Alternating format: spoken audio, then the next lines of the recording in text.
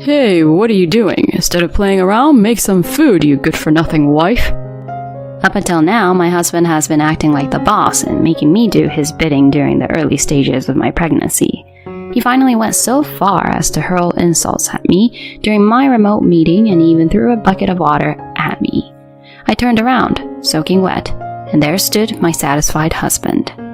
What's your problem? You should say that kind of thing after fulfilling your wife's duties, you know? Come on, hurry up with a meal. I had reached my limit at this point. I couldn't stand having a husband who not only bossed me around, but also threw water at his pregnant wife. Before I could protest to my husband, I grinned and said this. Oh, well, my condolences to you. My name is Harper, a 32-year-old working wife.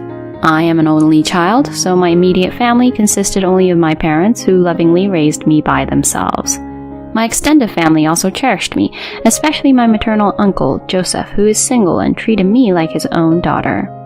My uncle held a high position as an executive at a major confectionery company, Candy Creations, and he often gave me the sweets they produced. This is a candy that your uncle helped create when he was young. As he said that with a smile, my respect for my uncle grew. Gradually, my dream became working for the same company as my uncle. I wanted to plan memorable sweets that would leave a lasting impression on people. During my time in college, I applied to Candy Creations as my top choice and successfully secured an offer. I had kept my family connection a secret, so it was by no means a case of nepotism. My uncle was also pleased with my decision to join the company. However, to avoid any trouble in the future, we had decided to keep our family connection secret within the company. After joining the company, I worked diligently, but I became so engrossed in my work that I didn't have a boyfriend until my late 20s. Despite my uncle and parents' recommendations for matchmaking, I declined and decided to find a partner on my own. I registered with a marriage consultation agency and met several men. But I couldn't find anyone who truly clicked with me, and I was on the verge of giving up. It was at that time that I finally met Elijah, who would later become my husband. Elijah was a salaried employee at a major advertising company, Dynamic Ads. He had a great appearance, and my first impression of him was flawless. Initially, I only revealed that I worked for a confectionery manufacturer, keeping my connections to Candy Creations a secret. In that situation, Elijah said to me, Do you work at a confectionery manufacturer? I absolutely love sweets, you know?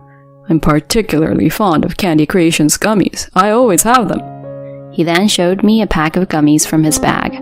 Those gummies were the first product I had been involved in planning after joining the company. I genuinely felt delighted by Elijah's words.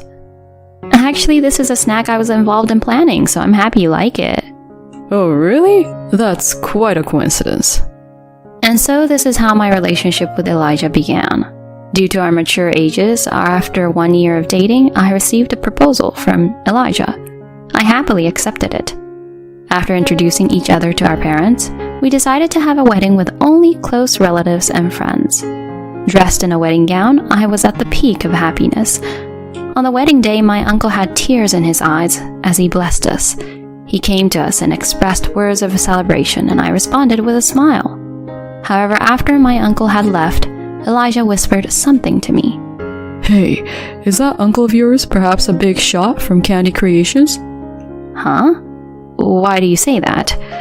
I've seen him at a competition before. We lost that time, though. Is that so? Harper, isn't it a bit fishy? If Candy Creations executive is a relative of yours, you could have told us. Could it be that he got hired through connections? I quickly denied it. I've been keeping the fact that he's a relative a secret. Despite conveying this, Elijah smirked. I see. But your uncle seemed quite fond of you, didn't he? Yes, he had been kind to me since I was a child. Another participant approached us, so the conversation ended there. However, Elijah was strangely in a good mood afterward. I had a bad feeling at that moment. Later, Elijah and I moved to a rented apartment, starting a new life. But it was there that I faced a certain problem. By the way, I work in the planning department, so I often have to work overtime, and it's a demanding job. Elijah was aware that I was reasonably busy, so before we got married, we made an agreement to share household chores. However, Elijah didn't do any housework at all. When he came home, he would just laze around. Furthermore, he would rush me to prepare meals. Of course, he didn't even bother to clear the dishes after eating. At first, I tried to manage everything by myself, thinking that I had become his wife.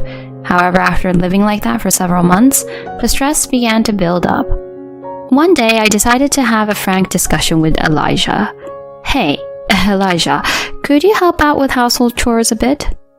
However, my husband responded with apparent reluctance. What are you talking about? Once we're married, isn't housework the wife's job? That's not the case at all. We both agreed to share it before we got married, right? We're both working after all. Did we really make such an agreement? Anyway, I don't feel like doing housework. You should do the housework, properly, as your duty as a wife. I was stunned by those words and couldn't say anything in response. Since then, Elijah became increasingly domineering. Get this suit dry cleaned. We're running low on socks. Make sure to buy some by tomorrow. He started bossing me around with commanding tones, and eventually, a wife should obey her husband. You lack respect for me. He even started finding fault with me. After a year of living like that after marriage, I was exhausted. Then, at that time, I had been feeling unwell for a while, so I went to the hospital where I found out I was pregnant. It was still in the early stages, but joy welled up in my heart. I immediately returned home to share the news with Elijah. "Elijah, it looks like I'm pregnant." Oh, really? Well, that's good. I felt somewhat let down by his rather indifferent response. For some reason, Elijah was in a good mood and even humming a tune. Did something good happen? You seem unusually cheerful.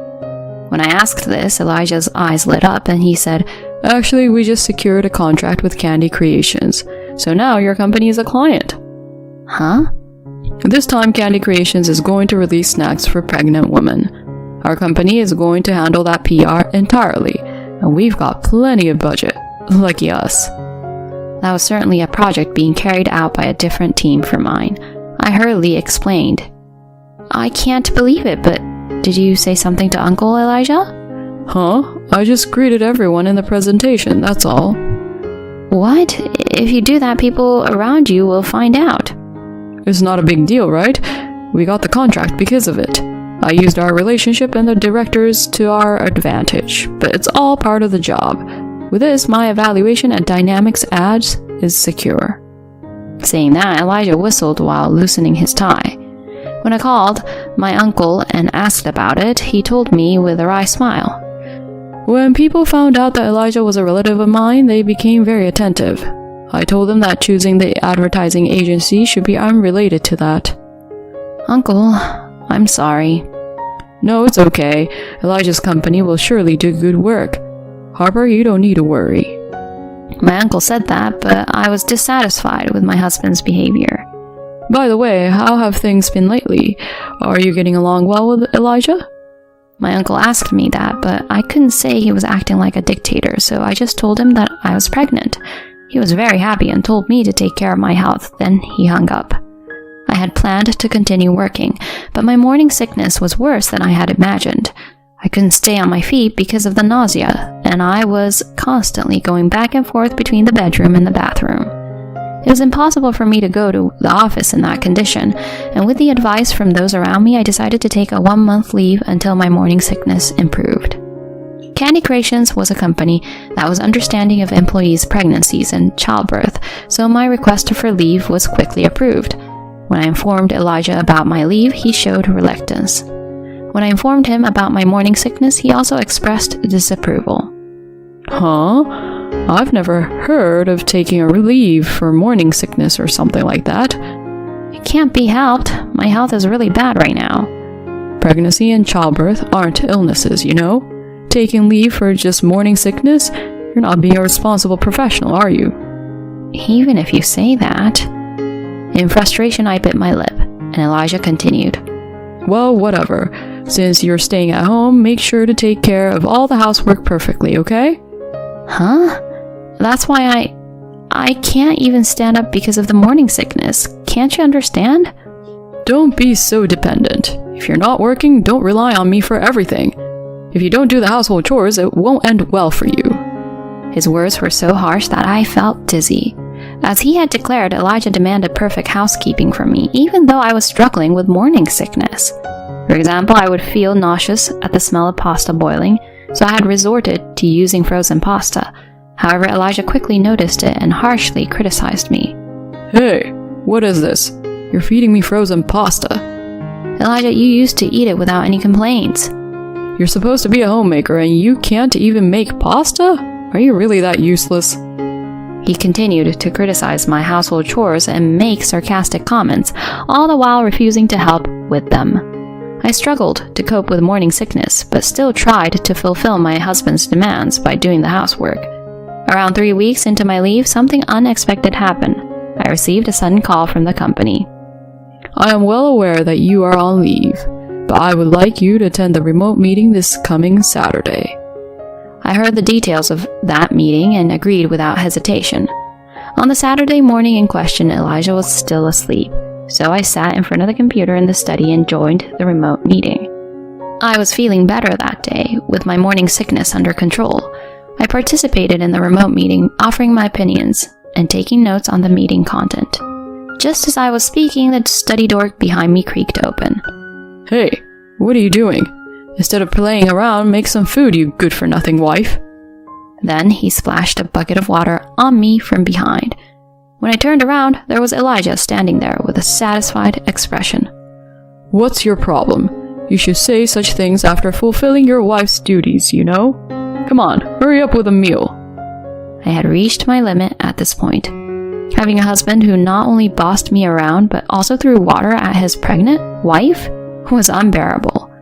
Before protesting to Elijah, I grinned and said, "Oh, well, condolences to you." Huh? What the hell are you talking about? Elijah furrowed his brow. I slid my chair and adjusted the computer screen of the remote meeting to make it visible to him. Why? Elijah's face gradually turned pale. On the screen were my husband's company's advertising team, along with the representatives from Candy Creations, including my uncle. There were looks of astonishment, disgust, and anger, especially on my uncle's face. I was in the middle of a remote meeting. Huh? Why are you participating while on leave? Well, you know, you secured this project for advertising targeting pregnant women, right? I was asked to participate because they wanted to hear from a pregnant employee. That can't be... Then my uncle at the back of the screen addressed me. Harper, are you okay? Since you were splashed with water, shouldn't you go to the hospital? The remote meeting participants expressed concern for me, one after another. Uncle, I'm fine. Thank you, everyone. Upon my response, my uncle says sternly, Now, everyone from Dynamic Ads, is he the sales representative from your company who handled this project? Yes, he is from our company. As the manager of Dynamic Ads answered with a trembling voice, my uncle continued. The Dynamic Ads developed this product with the intention of caring for pregnant women. But for the person responsible to behave so outrageously towards his pregnant wife, frankly, we've lost trust in your company. Wait, Executive Director! Despite the manager of Dynamic Ads' frantic attempts to stop him, my uncle continued coldly. Personally, I'm inclined to terminate the contract altogether. We will reconsider it internally and get back to you, so please wait for a while. One by one, my uncle and the representatives from Candy Creations exited the remote meeting. The only ones left were the members of Dynamic Ads, where my husband worked. Elijah, what have you done? We're about to lose a major contract. No, even before that, is such behavior even acceptable as a human being? Chastised by the manager, my husband answered with a pale face. I'm sorry, I didn't know. Do you always treat your wife like this? Huh? Is that the case? Well... When Elijah choked on his words, the female advertising designer from Dynamic Ads, who was present, spoke up. He poured water on his pregnant wife and asked her to make dinner. That's truly unbelievable. Starting with her comment, the attendees from Dynamic Ads criticized him one by one, saying things like, "This is terrible," and "So Elijah was like this." Wait, everyone. It's a misunderstanding. As Elijah desperately shouted, the members of Dynamic Ads continued to leave the remote meeting one by one. Soon there was no one left on the conference screen. My husband knelt on the floor, bowing his head in despair. Just then, the intercom rang. When I answered it, my uncle was standing there. I came because I was worried. Are you really okay physically? I was still soaked, but I nodded in response to my uncle's words. Then my husband rushed out of the study and prostrated himself in front of my uncle. Executive Director, I am truly sorry for the trouble I have caused you. Please, just spare us the contract termination. However, my uncle looked down at Elijah and said, Isn't the person you should be apologizing to someone else? Oh. Until that moment, Elijah had likely not considered me much. He turned pale, and when he looked at me, he desperately clung to me. Harper, I'm truly sorry. Please, forgive me. Can you say something to the executive for me? I forcefully pushed Elijah away. Don't play around. You've treated me poorly both before and during pregnancy. Marrying you was a mistake in itself. I've already decided to get a divorce. What? Divorce? Harper, you can't be serious. Saying that household chores are a wife's duty? That way of thinking is completely outdated. We're both working, so where's the logic in not sharing household responsibilities? Is your mind like an outdated, rusty computer that refuses to update? Harper... Be prepared, you worthless man, because I'm going to claim alimony and child support. When I spat out those words, Elijah burst into tears, his face covered in tears and snot. My uncle sighed and took me away from the scene. That's how I returned to the safety of my family home. Later, Elijah and I divorced. As a substitute for alimony, I received all of our shared savings. We settled things with a lump sum payment for child support. Afterward, Candy Creations terminated its contract with Dynamic Ads. Elijah was forced to take responsibility and was moved from the flowery sales department to a less cushy position. Elijah's wrongdoings were already widely known at Dynamic Ads. Unable to bear the hushed whispers and rumors, Elijah chose to resign voluntarily. It seems he ended up unemployed. Since he made a lump sum payment for child support and had no savings, he now lives in a rundown apartment and is desperately searching for a new job. Even hearing that, I have no sympathy whatsoever. I can only hope he reflects on his actions. As for me, I recently gave birth to an adorable little girl. Both my parents and my uncle are overjoyed, and my daughter is thriving with the love and care of those around her. I've returned to work, and I'm juggling between my job and raising my child every day. From now on, I want to look forward to my life with enthusiasm, enjoying my daughter's growth.